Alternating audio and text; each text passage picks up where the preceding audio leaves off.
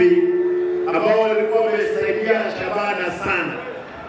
Hawa wangwana wamefanya bidii. Nakumbuka last time wakati nilikuwa hapa, wakati pia baba alikuja hapa, kulifanya bidii. Baadaye ndiposa ukaongea na Karauri.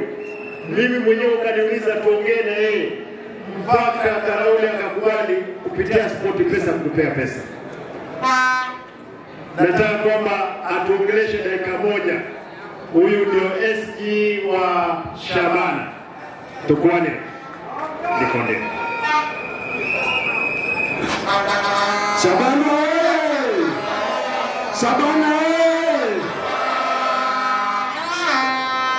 Mheshimiwa Right Honorable Raila Odinga, Your Excellency,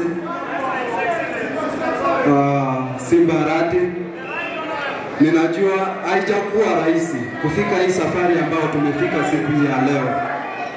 Imekuwa safari mrefu, lakini siku hii ya leo tunapoendelea kusherehekea siku hii, tunajua ya kwamba kuna yale malengo ambayo tulikuwa nayo, tukayaweka katika meza, tukaanza kuyafanyia kazi, na leo hii tumeona matunda ya yale ambayo tulikuwa tunaanzilisha.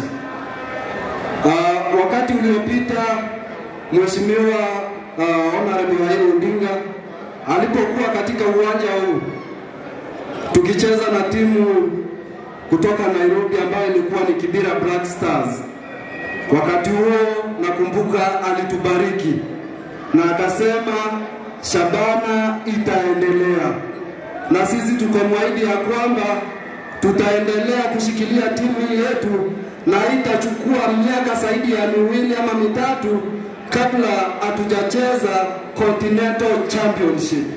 Na leo nataka kuahidi watu wetu, mashabiki wetu wa Shabana, ile safari ambayo tunaendelea, najua siku hii ya leo kuna mahali ambapo tumefika, na haitachukua mwaka mmoja ama 2 kabla hatutamisha ile ndoto yetu ya kucheza katika michezo ya Champions League. Kwa hivyo siku hii ya leo ni siku ambayo tunazindua jezi yetu mpya, jezi ya Mafron, ambayo tutakuwa tukitumia katika season 2024-2025, ambao tumeshirikiana na kampuni ya Mafron kutoka Singapore. Leo hii mnaenda kuona jezi ambayo ijaonekana katika nchi yetu ya Kenya. Asanteni sana kwa machache. Mungu awabariki, Mungu alinde.